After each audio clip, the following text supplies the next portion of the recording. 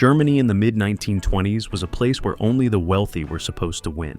Racing was ruled by oversized engines, factory budgets, and the belief that brute displacement settled every argument. No one expected a young engineering student, armed with neither money nor pedigree, to challenge that empire. Yet, a quiet revolt began in a university workshop, where a 20-year-old dared to question the dogma of bigger is better.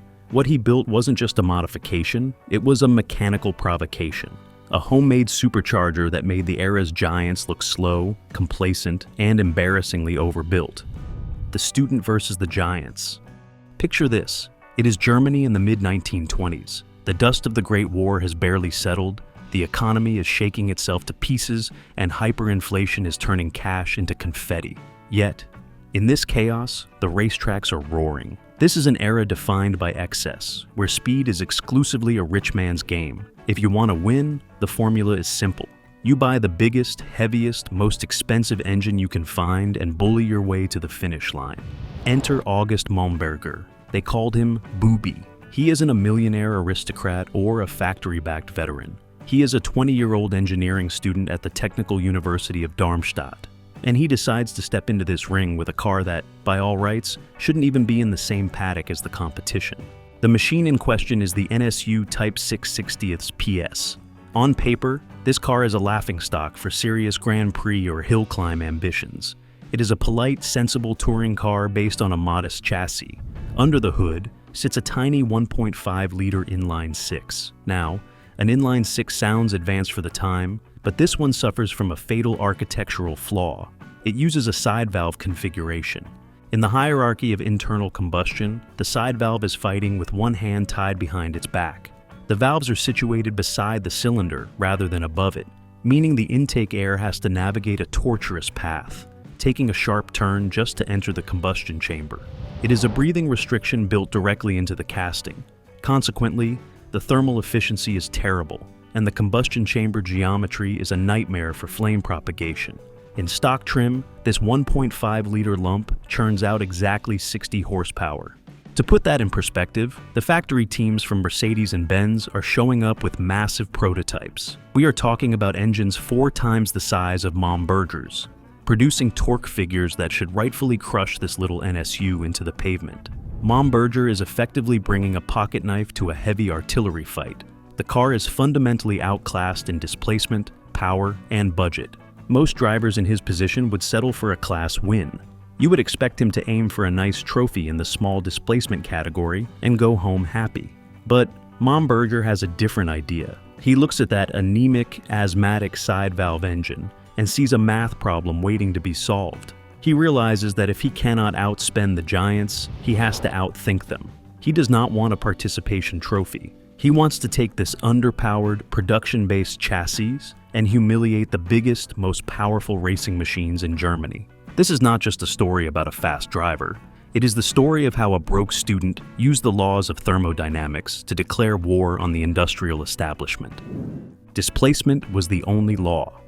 To understand why Momberger's project was so insane, you have to look at the unwritten rulebook of 1920s German motorsport. The prevailing wisdom was absolute.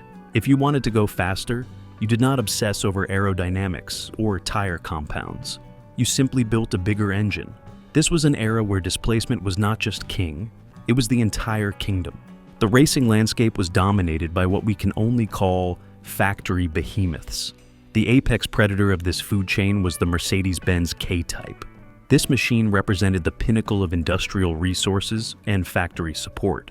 It was powered by a colossal 6.2-liter engine. Think about that size difference for a second. The Mercedes engine was more than 4 times larger than the little 1.5-liter unit in Momberger's NSU. But in the 1920s, size came with a massive penalty.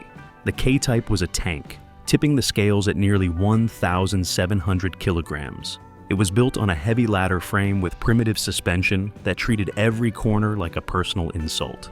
To move that much metal, the factory engineers relied on brute force.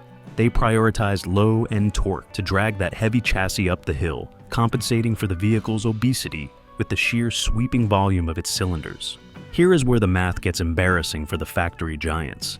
Despite having 6.2 liters of displacement and a factory-installed supercharger, The K-type only produced 140 horsepower. When you break that down, it is a specific output of just 22.4 horsepower per liter. That is incredibly lazy engineering. The factories used forced induction merely to bolster their already massive engines, adding a bit of icing to a very large, expensive cake. Momberger is sitting there with his 1.5-liter block, looking at these numbers. He realizes that to even get close to the Mercedes in terms of performance, he needs to make his engine do things that seem physically impossible. He needs to extract over 100 horsepower from his tiny block to make the power-to-weight ratios make sense. That means achieving a power density 3 times higher than what the best engineers at Mercedes are managing with their unlimited budgets. This highlights the economic reality of the fight. Speed was a rich man's pursuit. Success correlated directly with your ability to afford massive, bespoke castings. Momberger was a broke student in the Weimar Republic. He didn't have the money to cast a 6-liter block, and he didn't have the resources to build a bespoke chassis. He couldn't outspend the industrial giants, and he certainly couldn't outbuild them in terms of raw iron. He had to look at that tiny engine and find a way to replace cubic inches with intelligence. Engineering the artificial displacement. Momberger's solution to the displacement problem was not just clever mechanical work. It was a fundamental reinterpretation of the rules of the road. He looked at the combustion engine and realized that the accepted limitations were a mirage. The rulebook said his engine could only displace 1.5 liters. That measurement is a volume, a fixed amount of physical space inside the cylinder. But the engine does not burn space. It burns oxygen and fuel. Momberger understood that power is directly proportional to the mass of the air you can ingest, not the size of the room you put it in. This brings us to the concept of artificial displacement. If you cannot make the cylinder bigger, you have to make the air denser. By compressing the intake charge before it enters the engine, you are physically shoving more oxygen molecules into that same confined space. You are effectively cheating physics. You are forcing a 1.5-liter engine to swallow the same amount of air as a naturally aspirated 3-liter engine. This was the intellectual leap that separated Momberger from the privateers who were just polishing ports and hoping for the best. He stopped looking at the engine as a metal block and started treating it as a thermodynamic air pump. Executing this theory, however, was a nightmare of logistics. Momberger did not have a factory procurement department. He could not call up a supplier and order a bolt-on supercharger kit because such a thing did not exist. Instead, he turned his status as a student at the Technical University of Darmstadt into his greatest asset. While the German economy crumbled under hyperinflation and major manufacturers struggled to keep the lights on, Momberger was working late nights in the university machine shops. He utilized the school's industrial-grade lathes and milling machines to manufacture his own destiny.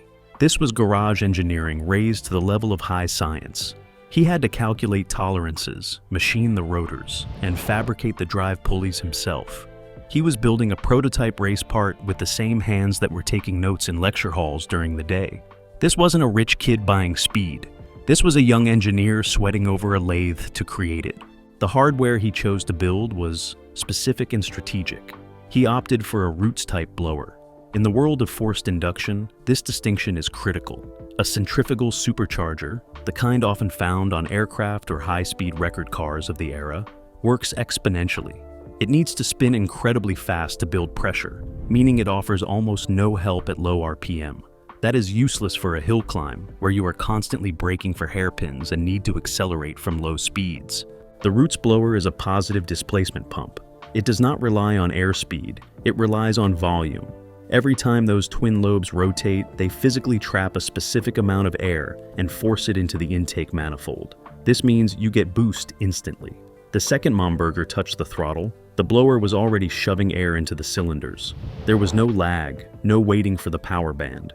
It transformed the character of the engine from a lazy touring motor into a torque-heavy weapon perfectly suited for the tight, twisting roads of the German mountains. He had built a device that gave him the immediate punch of a big engine without the crushing weight penalty.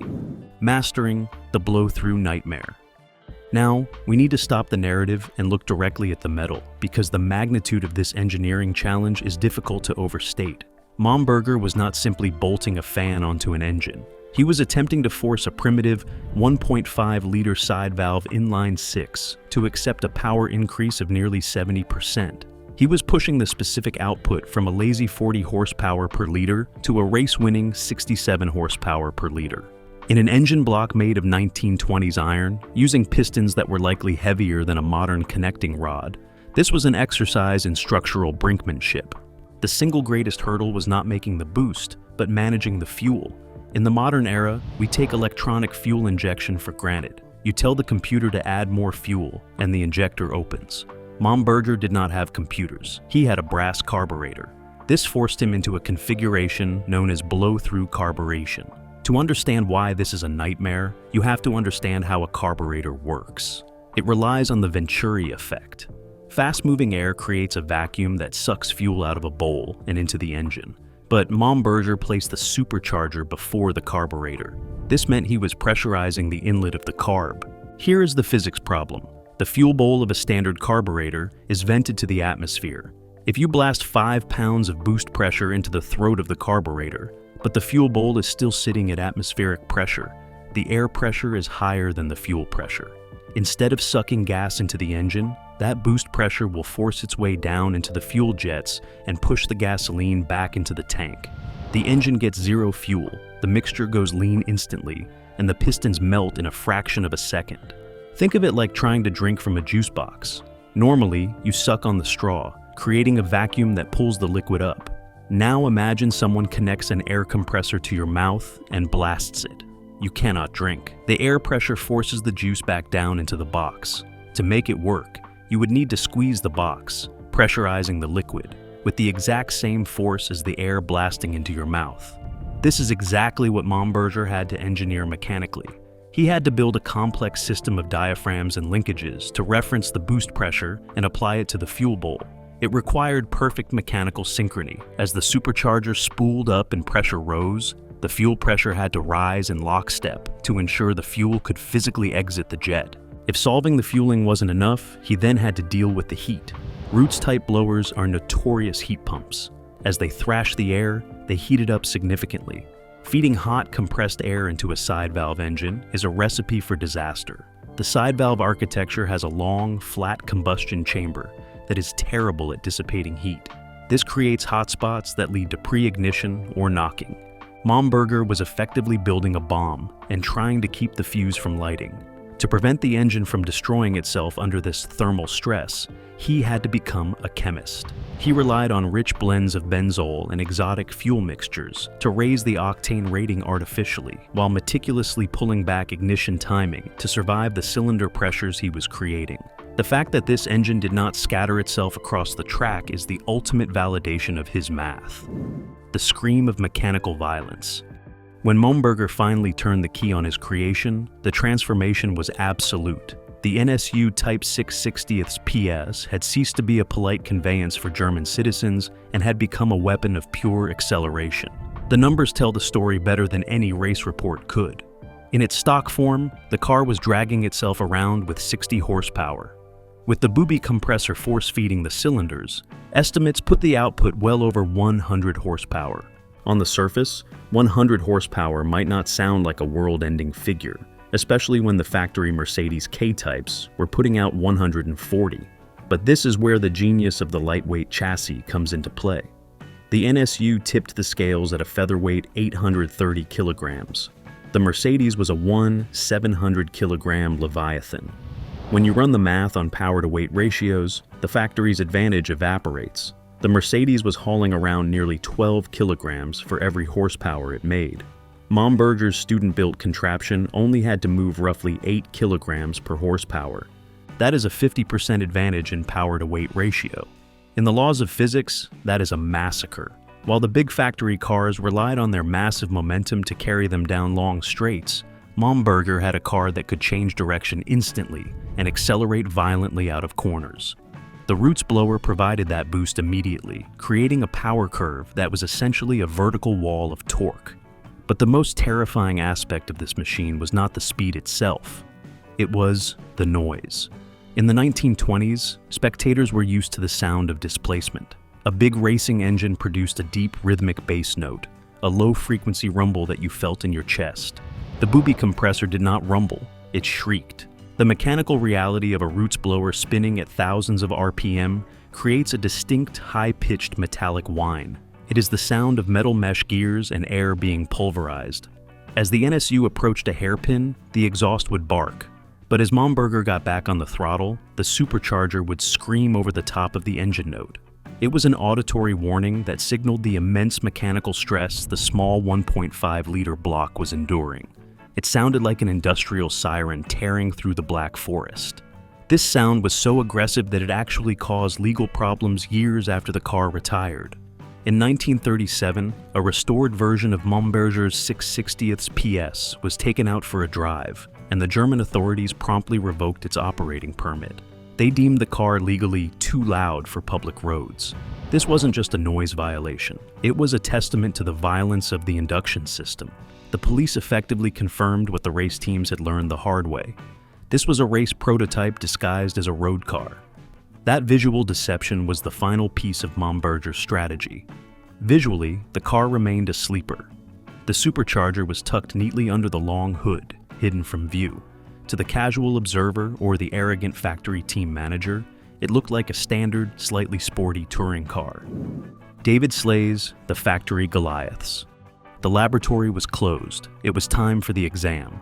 The arena for this showdown was the German hill climb circuit, places like Solitude and the Feldberg. These were not the smooth, wide tracks of the modern era. They were narrow, winding ribbons of asphalt that tortured heavy machinery. They were defined by sharp gradients and endless switchbacks. Environments where aerodynamic drag was irrelevant and power to weight was the only religion. This was the specific environment where physics finally caught up with the factory teams. To understand the violence of what happened next, you have to visualize the driving dynamics. Imagine a factory Mercedes-Benz K-Type approaching a hairpin turn. It weighs nearly 2 tons. The driver is wrestling with a massive steering wheel, praying the primitive mechanical drum brakes will slow the Leviathan down before he flies off a cliff.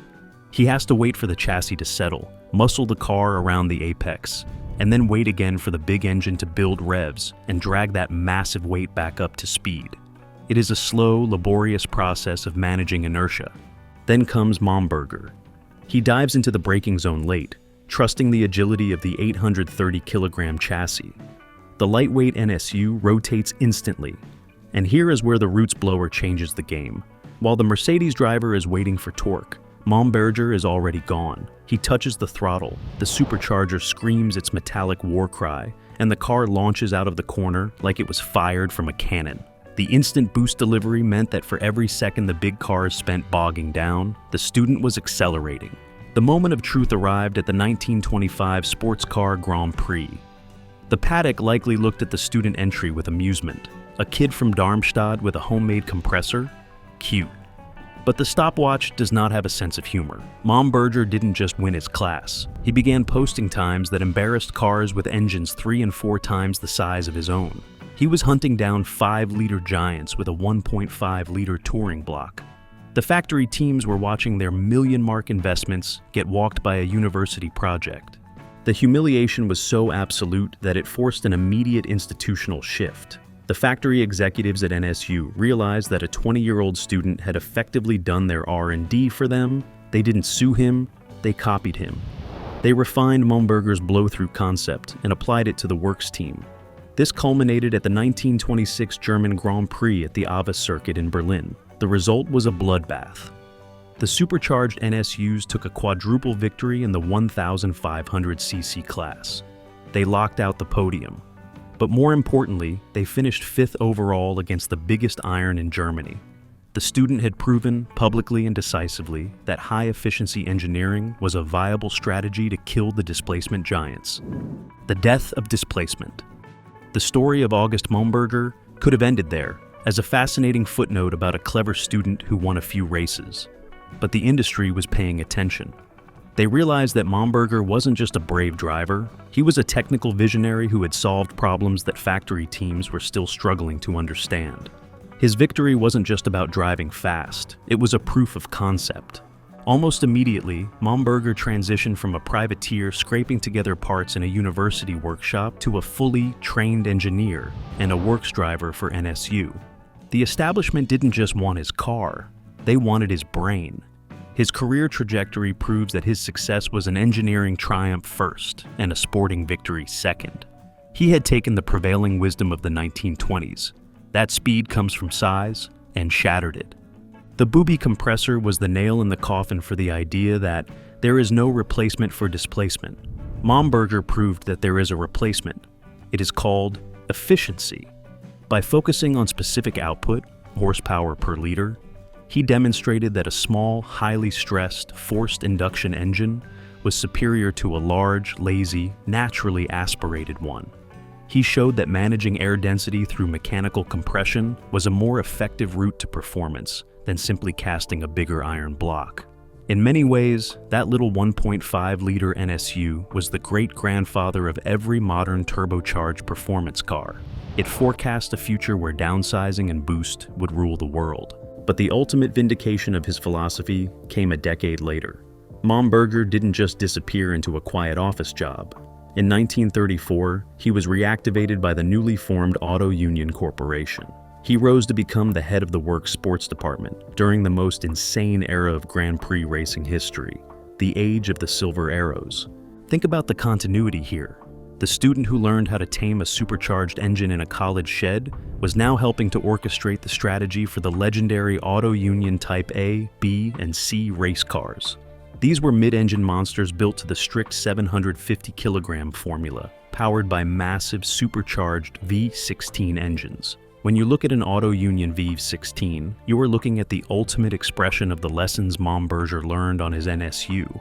It was the same philosophy of extreme power density, forced induction, and lightweight construction, just scaled up to a terrifying level. The DNA of that humble, screaming 1.5-liter student car lived on in the silver beasts that dominated European racing throughout the 1930s. The victory of pure intelligence. August Momberger's NSU is more than just a fast car from the roaring 20s. It is a watershed moment in the history of speed. It represents a clear, quantifiable victory of intelligence over inertia. The industrial giants of the era were lazy. They believed that the only solution to going faster was to build bigger, heavier, and more expensive machines. Momberger proved them wrong.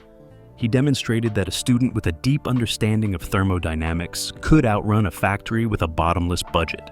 This story teaches us that limitations are often the greatest driver of innovation. Because Momberger could not afford a massive engine, he was forced to perfect the art of efficiency. He solved the complex headaches of blow-through carburation and thermal management out of pure necessity. In doing so, he didn't just win a hill climb, he wrote the first chapter of the modern automotive playbook. He showed the world that the most dangerous component in a race car is not the displacement of the block or the size of the tires. It is the engineer who refuses to accept that the impossible cannot be done.